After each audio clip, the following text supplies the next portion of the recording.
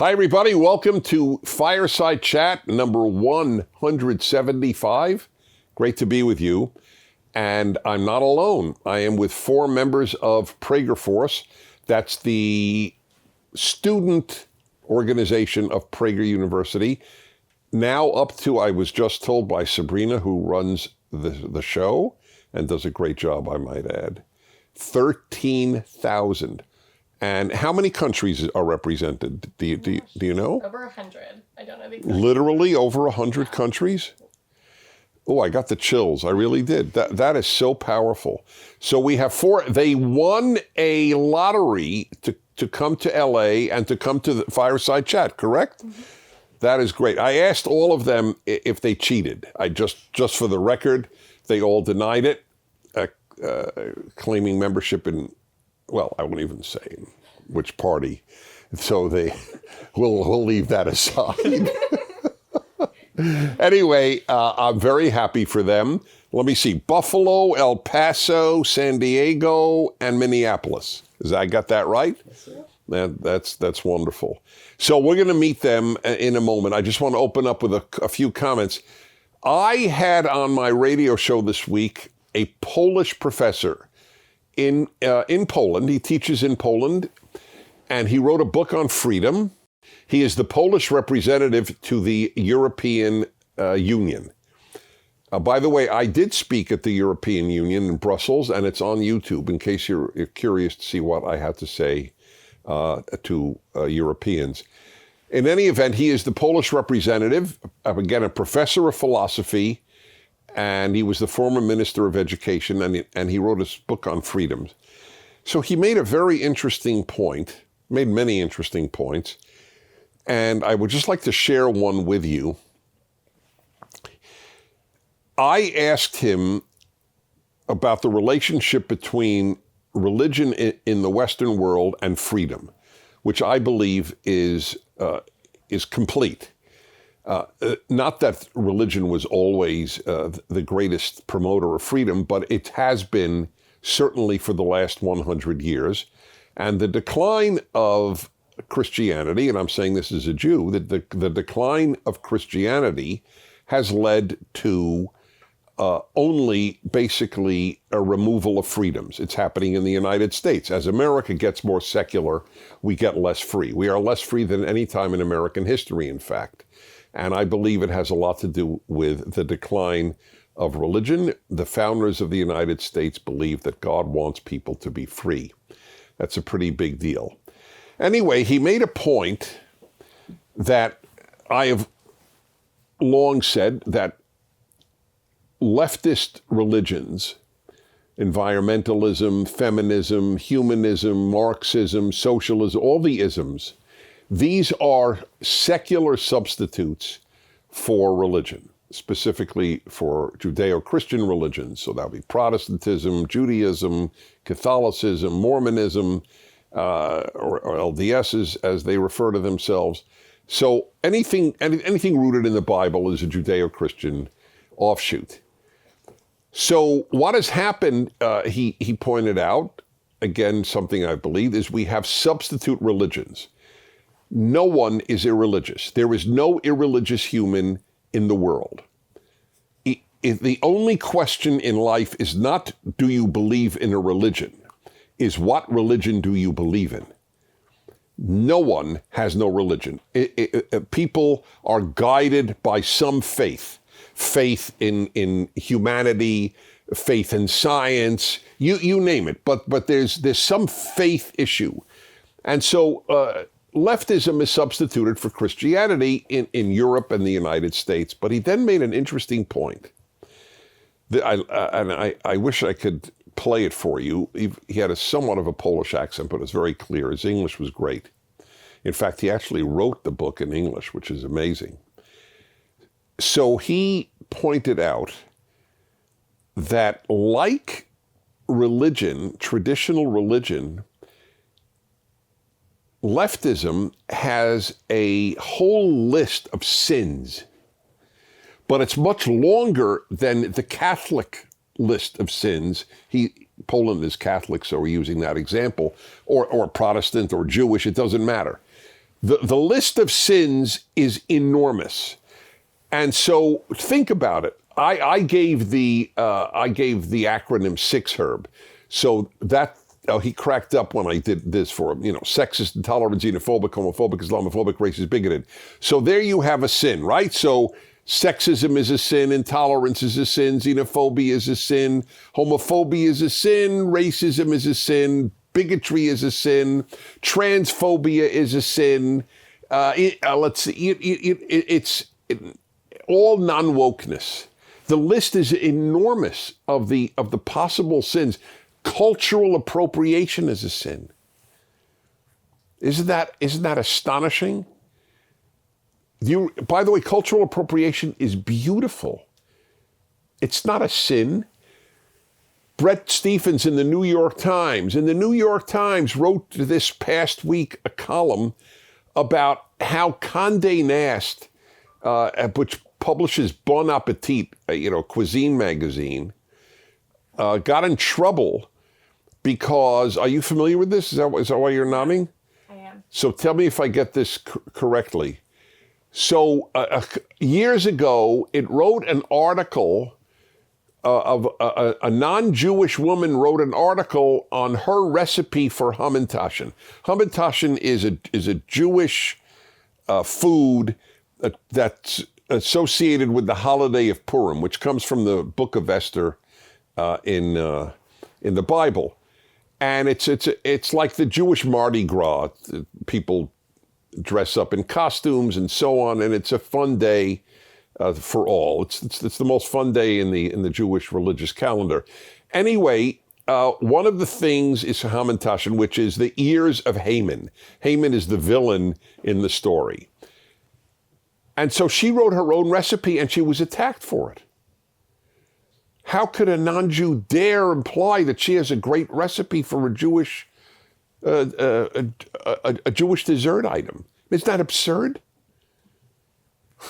So I don't even understand. So if I make a good rice pudding, am I culturally appropriating the Greeks? Because they're known for their rice pudding. What I'm pointing out is they just make lists of sins. Never think that you got free because you're out of Christianity. You didn't get free. You got probably far more encumbered with sin than in Christianity. And here's the irony. At least Christians forgive. The left never forgives. Oh, you said this 36 years ago? No more job. Christians wouldn't do that. What if you said the most horrible things about Christianity 35 years ago and have not since, or even became a Christian? Would they say, "Oh, you're dead"? Of course not. I've spent my life on many subjects, but the biggest overall subject is the consequences of secularism. The death of God and religion in the West is the tragedy of our time. And by the way, you don't have to be a believer. Douglas Murray is secular, completely secular. But he, just like me, you don't have to be religious to recognize that the death of Judeo-Christian religions is the death of the West. As he put it, the hole, it's a good term that he used, the hole filled. The hole that needs to be filled, because the hole that is left by the death of Christianity in Europe. So this man made this great point. I had never quite thought of it. The gigantic list of sins that the left has for us. And you don't even know when you've sinned. It's not even knowable. You might have said something. Here, the president, I think, or owner, I think president of the Seattle Mariners baseball team, 25 years. So he said that in a completely non-condemnatory way, spoke about one of his pitchers, paid millions of dollars a year. I think he's been on the team 6 years. And he said, I wish the guy would learn English. Because he still uses an interpreter. He's a Japanese player. He still uses an interpreter. He was kicked out of the team. What is wrong with saying that? Let's say, first, I'm not even saying he was right. But you're not allowed to have an opinion? Why is that insulting? I don't understand why it's insulting to say, the guy's paid a fortune. We still have to hire a translator when the coach goes out to speak to him, or the manager on the mound. What is the big deal? We're becoming automatons. People are self-censoring like crazy. So I needed to just share that with you in the beginning. I want to go to the PragerFORCE folks in the room. So first of all, you'll introduce yourselves when you respond or when you ask a question. I just do want to know, I asked you this when we first met. I am totally okay with whatever your answer is. More exciting to meet me or Otto? Hey, Dennis. I'm Kongmin. I'm 23 years old from Minneapolis, Minnesota. And to answer that first question, that is a hard question. I knew it. I know it was meant as a hard question. But I would say you, for sure. Really? Yes. Yeah. I do have an auto t-shirt. But you have a what? I have an auto t-shirt, but I will be getting a pillow with your face on it soon. So there's a pillow with my face on it? You're kidding me. There was one with Just Well, and we said, no, we have to have one with Dennis to go with it. There is a pillowcase? It's very flattering.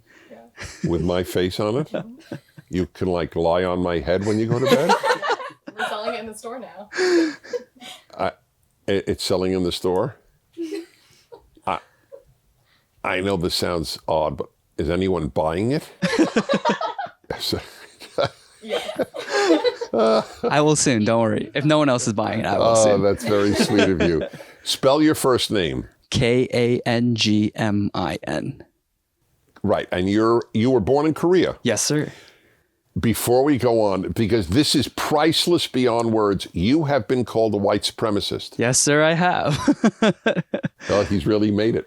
I made it. Yeah, you when you tell the person who says you're a white supremacist, you're Korean, how do they react? They say, oh, I know that, but you've internalized white supremacy. You've internalized whiteness, and you want the approval of the white man. Oh, so whiteness is not a race. Apparently whiteness is an attitude. Yeah. Like we believe that math has one right answer. No, do you know that? Yeah, no, I heard that this past week too. Yes, no. In absurd. Oregon, if you believe math has one right answer, you're a white supremacist. Yeah, it's good stuff. So, and you moved to Minneapolis? Yes, sir. From? So I grew up in New Jersey, and then I went to school in LA, and now I'm in Minneapolis. Are you fleeing anything? Fleeing communism. Well, yeah, I don't. You may have run into it again. This is very sad.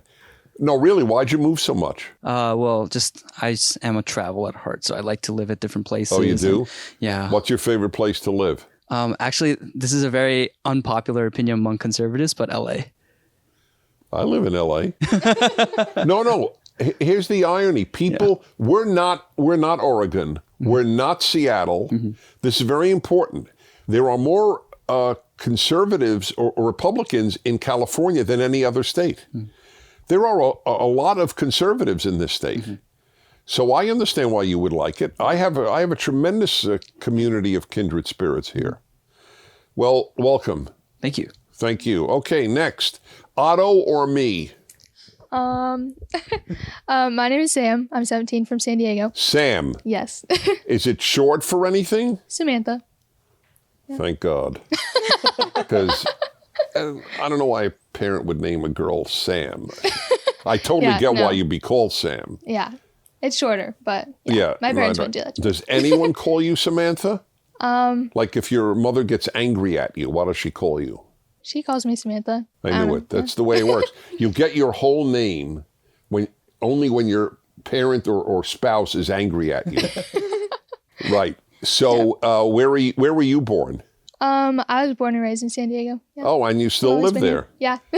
Same city. And you live with your parents? Mm-hmm, yeah. Same parents? Yes. God, how traditional. I know. It doesn't happen very often. So you're LDS, you're Mormon. Mm-hmm, yeah, I am. Did you ever find bigotry vis-a-vis your religion? Like how other people view Yes, us? yes, they're right. Yeah, I mean, oftentimes people, they like think that they know what we believe, and so they'll like prejudge. And so I like to let people get to know me first, and then their views of my religion are often different than people who like know, like, oh, you're a Mormon or whatever. Then they already have. Well, Their let me opinion tell on me. you. Let me tell you something you might not have been told. My suspicion is that, putting theology aside, Mormons may be the most admired group in America. And I have no axe to grind here, none.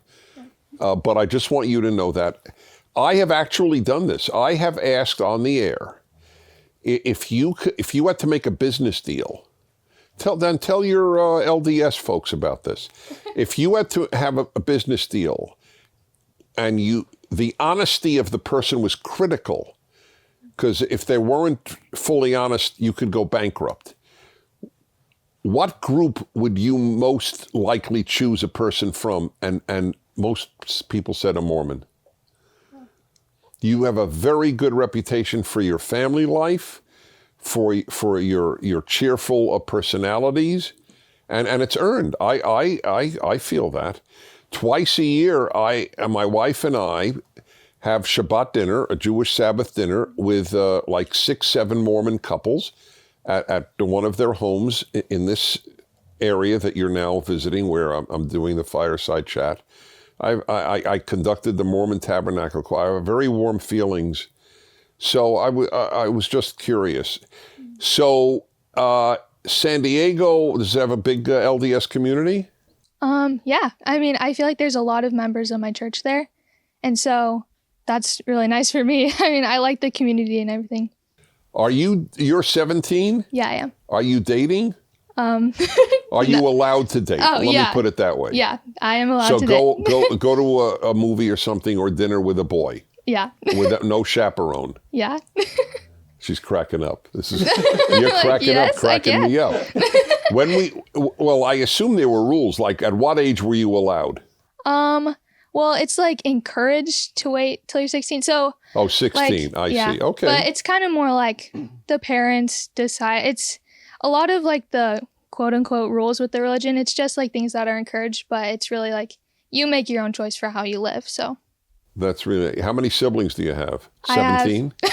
No, that was just a joke between me and the Mormon. Yeah, I have 3 younger brothers. That's it? Yeah, I know. A Mormon family of 4? I know. It's crazy. That's wonderful. It's great to have you. Thank so you. you won the lottery, Yes. but unlike those who flew here, you just had to drive. Yeah, only 2 hours. Well, welcome to my house. Thank you so much. All right, next. And you are? My name's Jessica. I'm 16 from El Paso, Texas. And I was definitely more excited to meet you. It wasn't like even a question.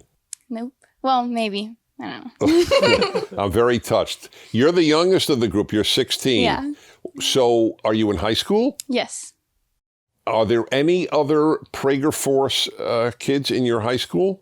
I'm homeschooled, but I have... Oh, you're homeschooled. God, are you lucky? I mean it. Yeah. You are. You're lucky. I am. I love being homeschooled.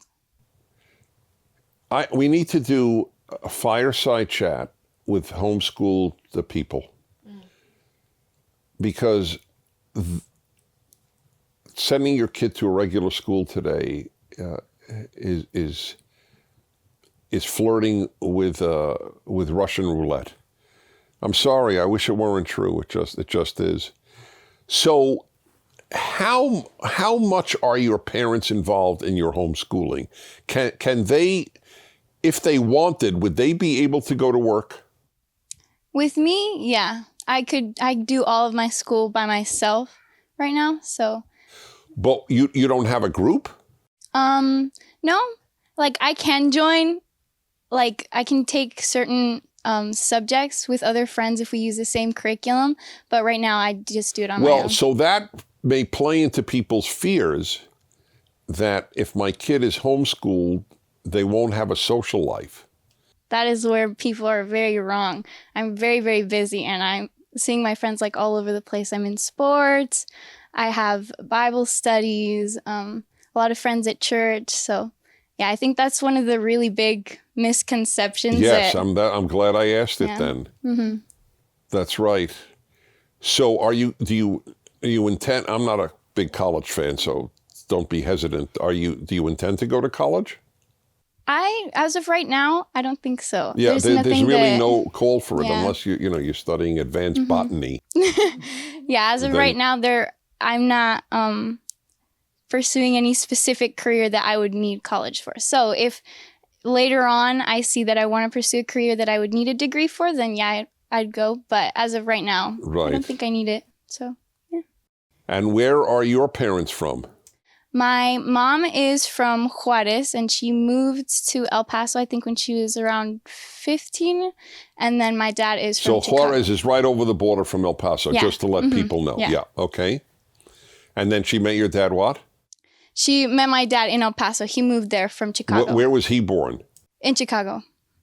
But his parents were from Mexico. Yeah. So you're either first generation or second generation Mexican American. Yeah. And how's your Spanish? Pretty good. I get a little nervous when I talk to people or when they ask me to say something. Can but you say I'm pretty Sabrina's doing a great job? good. Sabrina está haciendo buen trabajo. Yes, yes. That's on record now in Spanish. Sabrina's here. She heads PragerFORCE. Have you met others in PragerFORCE? Is this the first time? I've met people on social media through them, so I have like a That little must group be chat. great. I mean, to have this national, I mean, I don't want to put words in your mouth, but I got to believe meeting kindred spirits all over the country or the world, is that a big bonus in being in PragerFORCE? Oh yeah, absolutely. I got to believe it's the biggest. I was super excited. Actually, this group chat on Instagram I got added to, I think not more than like a week ago. But I was super excited, and everybody was like so nice, and like even just like virtually, the fact that I was able to feel so welcome, even though I wasn't even talking to them in person, just kind of surprised me. It was really cool. That is great. So when you hear this constant refrain of the left that whites are supremacists and everyone is a bigot, has that been your experience? Like to hear that from other people that I know. This or- is the constant refrain that whites in America are all bigots. They're all racists. Has that been your experience with whites? No, absolutely not. You know, I knew it wasn't when you didn't understand the question. No, that was the proof that you're being sincere. Like, what is he asking? Because it's absurd. It's just totally absurd. It is. I have a lot of white friends, and they are some of my closest, most genuine. Like, I absolutely Of adore course, them. and they couldn't care less if your parents are from Guatemala, Honduras, Mexico, or Zambia. We don't care. It's really a farce. So you won the lottery. Were you happy when you won the lottery? Yes, I was. I was quite speechless. Sabrina had to ask me if I was still there because I was. Oh, you called her up? Sabrina's here. That's who I'm talking to. Really? Oh, that's really nice. Yeah, it is a big deal. Yeah. To be flown here. So you're doing, I get it, homeschooling in El Paso. Well, welcome to my home. Thank you. And finally, I got big news. Tell us your name first. My name is Donovan. I'm from Buffalo, New York. I recently moved to DC, and I'm 23 years old. So Donovan from Buffalo. Why are you moving to Washington, D.C.? I got an internship with the Media Research Center, so I relocated Oh, from that's great. Buffalo to DC. That's very nice. Were you born with your hair that way? No, I was born with a decent amount of hair, but not this much. That is one serious forest. I mean, I'm so sorry. So Thank you. But we have a congratulations to give you. Yes, thank you. I just got engaged to my fiance about 2 weeks ago. I love that. I'm pushing everybody to get married, especially Nathan. Poor Nathan. He has to endure this regularly. So the question I love asking every couple, even if they're 80, I just find it fascinating. How did you meet? We actually met online. We met on Facebook, and I asked her. We both love amusement parks, so I asked her to go on a date with me to an amusement park. She said yes, and we've been together ever since. I've always said people who love amusement parks make perfect couples. Definitely. That is really weird. I'm just ribbing you. I ribbed you on your hair. You just seem ribbable, Donovan, which is a compliment. No, it is a total compliment. It means I really like you. Thank but you. So that was it? The music. So she likes roller coasters? Yeah. By the way, I love roller coasters. I even sit in the front, whatever you call it. Yeah, we always wait for the front. Yeah, seat. the front. That's the way. That's the only Yeah, way. you see the drop. It's hilarious. I know. I don't have an issue with it. There are things I don't like leftists, but but going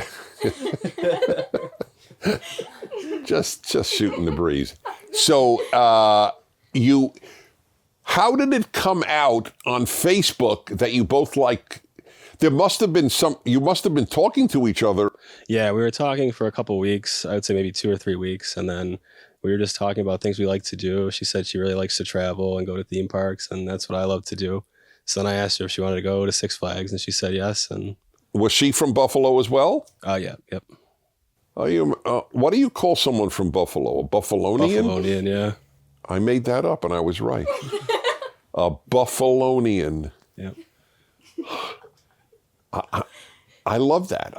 If anybody asks me what I am, I'm going to say I'm a Buffalonian. They won't know what the hell I'm talking about, but it is fun. By the way, here's one. You ready? Have you all heard of Halifax, the city in Canada? Halifax, Nova Scotia? No? Any of you heard of it? It's I heard about it it's on fairly your show, famous. yeah. So how about this? You have to have gone there to know this. A person from Halifax is a Haligonian. Isn't that weird? Not a Halifaxian. All right. This is what you call unnecessary knowledge. I just thought I'd share that for a second. So you are moving. So is your fiance moving with you, I assume? Yeah, we already moved. We moved back in August. Oh, you did already? Yep. And you're waiting till things open up to have your wedding. Yep. Do your parents like her? Yeah, they like her a lot. They do? Yeah. She like your parents? Oh, yeah. What do you all radiate health? There's no dysfunctional family represented in 4 people here? Well, her side is a little... Oh, yeah, okay. But she really likes my side of the family. That's what counts. That's really good. Well, congratulations. I'm very happy for you. How'd you like your time in PragerFORCE? Oh, I love it a lot. Like you were just saying, I love being able to connect with people across the world, across the country too, and just really be able to share ideas. And it's a good way to connect with other people. Like I've made friends with these 3, and I just met them. Like it's just such a great opportunity. So I really enjoy it. Well, it's an instant sharing, obviously. That's a great thing. All right, my friend. So I asked you a lot of questions. If you have any for me, this is a great opportunity. This is normally, as you folks watching know, I take questions from either the live video or people who've sent them in. But with live people, I'll take them live. Okie doke. All right. So my question's about cancel culture and everything going on today. And by the way, forgive me. No problem. They asked me, do you want to know our questions before we go on live? And I said, absolutely not. I want this to be totally spontaneous. So if you want to ask me the capital of Moldavia, you're totally free to do so. Go ahead. What is the capital of Moldavia? I think it's Kishinev. Okay. Okay. We'll have to fact check that. Yes. But yeah, in regards to cancel culture, so we see most of the major cultural institutions canceling conservatives these days. We've had Gina Carano be canceled recently, and a lot of conservatives are being kicked off of social media platforms and things like that. And so my question is whether or not conservatives having their own space would divide or unite the country further. Also, I'll take this last part first. The country is completely divided. Liberals and conservatives have a great deal in common. The left and conservatives have nothing in common. I mean, literally nothing. I wish it weren't true. People who believe that you have to say men give birth or you are a hater, what do I share with them? They live in a fantasy world. To not only believe that men give birth, but to hold that if you deny that, you are a hater, is to have entered a realm of the absurd that was unenvisionable 10 years ago. I said on the Bill Maher show, I don't know if you know that program, but I said on his show a year and a half ago, I said America's not systemically racist and men do not give birth. Oh, excuse me, men do not menstruate. That's what I used. And Bill Maher and the whole audience started laughing. Like, what are you talking about? Who says men menstruate? But now, Bill Maher and his audience would not say men do not menstruate. They'd be called transphobic. So forget the unity issue. Forget it. My only question is, what can we do to help Americans reclaim liberty? Reclaim the great America that existed despite its flaws. And that's why we have PragerU. If it had to be that we would be only on a conservative platform, we would do it, but we don't want that. We want to change minds, but they are afraid of a 5-minute PragerU video. And they should be, by the way. They have every reason to fear a 5-minute PragerU video, just as they fear when I go to a campus. Why is there an uproar if a conservative, not just me, any conservative goes to a campus? You had 4 years to indoctrinate them with leftism and you're afraid of a 1-hour lecture? They have every right to be. We puncture their bubble. Did I answer you? Because if you want to respond, that's fine. If not, we'll go on. Yeah, so I guess there is really no unity to have with the left because they are so different. So then that's right. Yes. We need to focus on preserving the liberties that we have. Unity is based on shared values. Doesn't mean we agree on everything. We don't have shared values.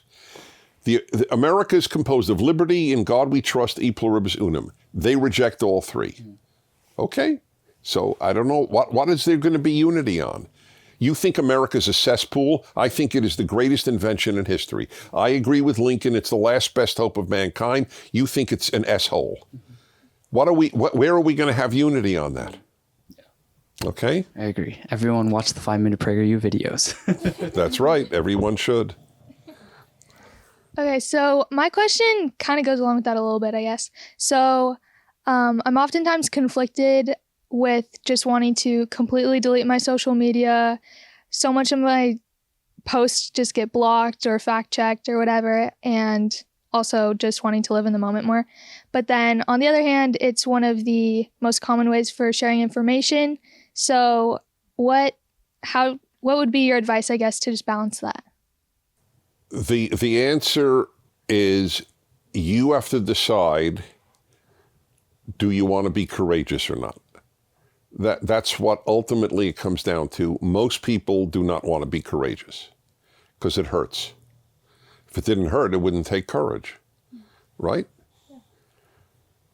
When American troops went into combat in the wars we fought, it took courage because you might get hurt. Who goes into combat thinking they definitely won't get hurt? Very few people. You will get hurt. So what you do is you learn a few things. First, not to take it personally. So let me tell you a motto I developed for my own life because I'm attacked a great deal. I'm also loved a great deal, and I know that. So here is something I long ago adopted. I made this line up, and when people hear it, especially people older than you, but you can fully understand it at your age, I don't let insults go to my heart, and I don't let compliments go to my head. That's a very healthy way of looking at it. So I have a real equilibrium in my life. And there are whole websites that mock me. I read them, I look at them, I then, I finish my cigar, And I actually don't believe my pulse goes up one beat. It has no effect. It is what it is. You can't stand for what is good and not get hit. It hasn't happened in human history. You're all Christian. That's the whole Christ story. Why was he crucified? People couldn't stand his message. I mean, that you live the idea that you have to bear a cross. So I wish everybody took Judaism, who's Jewish, and Christianity, who's Christian, seriously. There should be no question that you fight if you take your faith seriously. Otherwise, one has to ask, what is the point of the faith? So if you develop these courage muscles early at your age, it's harder to develop at 40 than at 17. So you're sort of, you're getting ready for the fight. And America's worth fighting for. It really is. Does that answer you? Yeah, that was really good. Thank you. Great. Thank you. All righty. So I know, I think, was it a couple Fireside chats ago? I think you were talking about how you tend to, your nature is kind of lazy sometimes and tends to be kind of lazy. And I've noticed that I'm that way too. So my question is how... About 89% of us are that way. So my question is, how do you tell the difference between being lazy and not wanting to take on responsibilities and giving yourself grace and not biting off of more than you can chew? Like, where do you figure out what... Right. So this is what I did. Knowing that it's left to my own devices, I will basically play. Okay? I will get up at 11, read in bed, get out of bed at noon, then, listen to my stereo system, and check out the internet, what's new, what's happening in the world, some interesting articles on God's existence from Romania. I mean, I don't waste I'm not playing video games, but I could play. So at a very early age, I realized that if I follow my nature, I will basically go nowhere. I won't be unemployed, but I'll go nowhere. So what I did was I took on more and more obligations. So when I tell somebody, basically I'm lazy, and they go, excuse me, didn't you just come out with the 3rd volume of a 5-volume Bible commentary, plus your radio show and your column and PragerU and lectures and radio show every day? And I go, yeah, that's a good point. That is a good point. That's a lot. So when you take on obligations, you have no choice. The publisher wants his money back if you don't give the book more or less within 6 months of the due date. My answer to you, I don't think there's I have, as busy as I get, I have never felt I've bitten more than I could chew, or chew more than I have bitten, or chewed as much as I bite. But you know what I mean, because that's the phrase you used. I would simply say, but I have to add something important. I'm blessed because all the work I do, I A, love, and B, believe is important. That, and by the way, usually they go in tandem. If you think it's important, you love it. They're usually together. So that's where I don't love every minute of it, but I love it. There's no such thing as loving every minute of your work. It's not possible. So I would, if I were you, I would challenge myself with taking on obligations. And amazingly, you'll find you're getting productive. Does that make sense? Okay, thanks. Good luck. Thank you. Yes. My question is, I'm a huge Tucker Carlson fan, and about a year ago, he recommended the book, The Age of Entitlement by Christopher Caldwell, America Since the 60s. And I was just curious because the book is very critical of the Civil Rights Act of 1964 and how it's kind of at odds with the First Amendment and the implied freedom of association.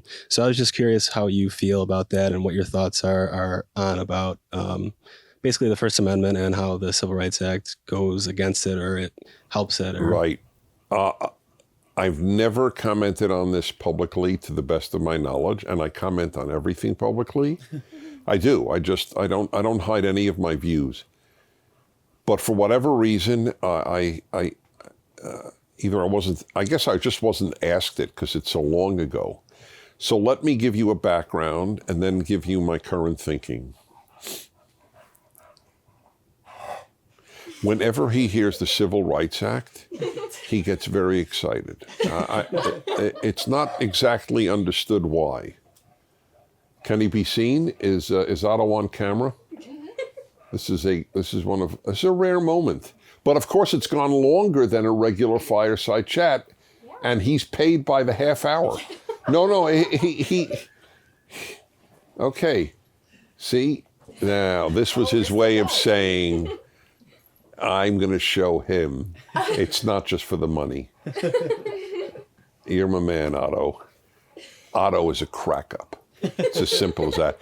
In fact, we judge the health of a person by how they react to Otto. If they don't crack up, there's something wrong with them.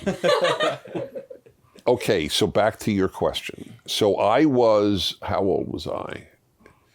64 or 65? I don't remember. Do you remember which year it was, the Civil Rights Act? 1964, I believe. So fine. So I was 17 most of the year. And I was passionately for it because it was a disgrace the way blacks were treated. It's a total disgrace. Can't go to a lunch counter and sit with it was embarrassing. So it wasn't even an issue. It is simply wrong to discriminate based on race. I supported that for decades. No, I still supported it. It's completely wrong to discriminate. I mean, I supported the act. However, it metastasized so that now you're considered violating Civil Rights Act if you say that biological males should not race against biological females if the biological male identifies as a female. So, it's a graceful way of sitting for Otto. Barry Goldwater opposed it, ran for president in 1964. He opposed it, and he got clobbered in the election, but that was mostly over, they threatened that they said that he would have nuclear war if he was elected. Barry Goldwater, people don't know this, he was senator from Arizona. They don't know he founded the NAACP of Arizona. He was a passionate believer in civil rights for blacks, but he was a passionate opponent of the Civil Rights Act. He said, we can't fiddle around with freedom.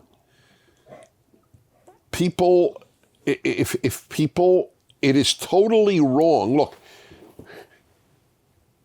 wrong and illegal are not always the same thing. There are many ugly things people do that is legal, right? People, if you curse out your parents, that is usually a bad thing, but it's legal. You can curse out your parents.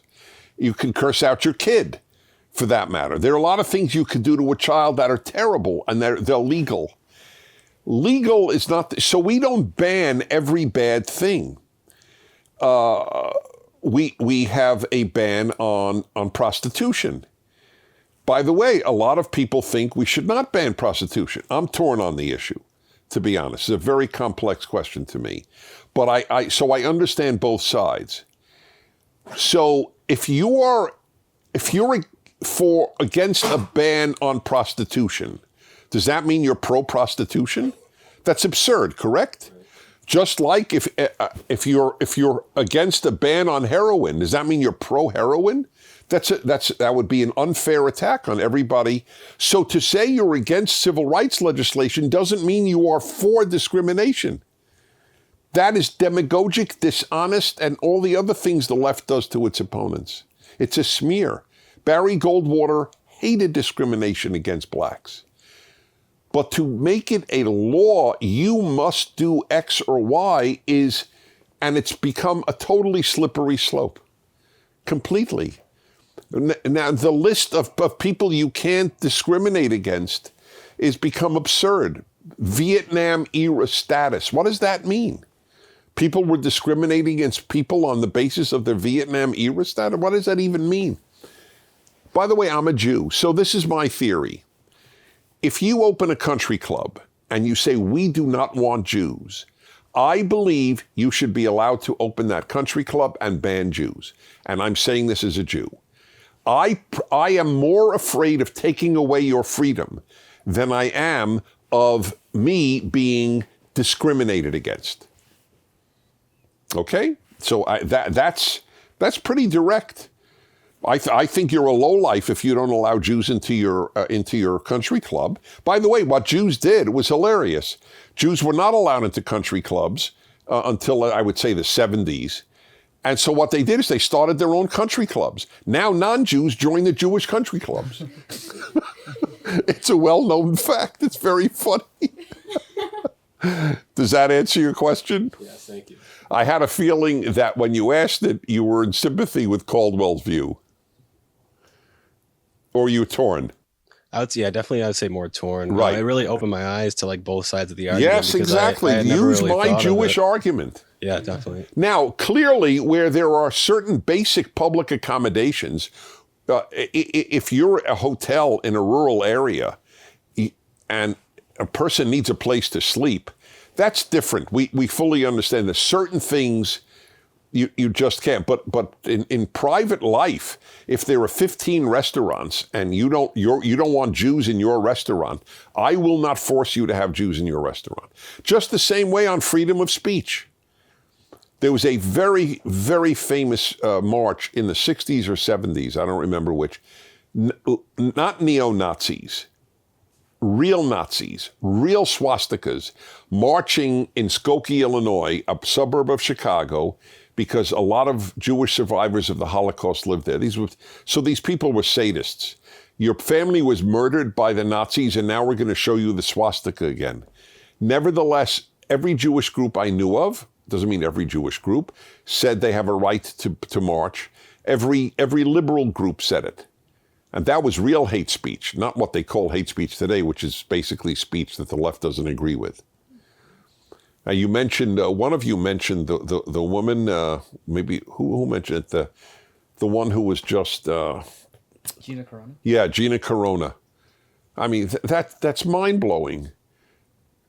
She didn't make an equivalence of the Holocaust and the left. She just pointed out that there are dangers to the suppression of liberty and gave the example of Germany. It's a fair example. She didn't trivialize the Holocaust. The left trivialized the Holocaust when they call everybody they differ with Nazis. That's the irony. Freedom is very precious. It's going to be misused. Of course, people aren't, a lot of lousy people around. But I will gamble with liberty. That's exactly right. And the left hates liberty, always did, always will. Liberals are the problem. They love liberty, but they vote for the people who hate liberty. The liberal is the problem. They don't vote their values. Big issue. Are we good? We are good. Well, guys, it was a real pleasure. Thank you. Thank you so much. Yeah. Thank you. Really, it's a pleasure. You give me hope for the country. Thank you. And I really appreciate it. So, my friends, this was a wonderful fireside chat. with 4 members of PragerFORCE. If you know somebody in high school or college age, is that fair to say? Or young professionals. Or young professional, we go to what age? Under 35. Oh, we go now up to 35. Oh, I almost qualify. We need all the help we can get. Yes. Then, and they want to help the country, help PragerU, and meet wonderful people.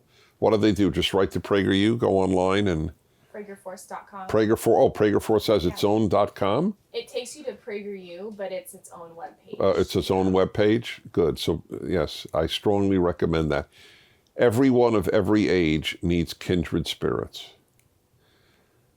If I could clone myself, I would start a website called kindredspirits.com so that people could meet people who share their values. I'm blessed. I have so many wonderful people in my life, but I'm a public figure. It's easy to find such people. But in regular life, it's not that easy. So thanks, guys. This was a joy. Thank you, Megan. Nathan, get married. And I'll see you next week. Thank you for watching this video. To keep PragerU videos free, please consider making a tax-deductible donation.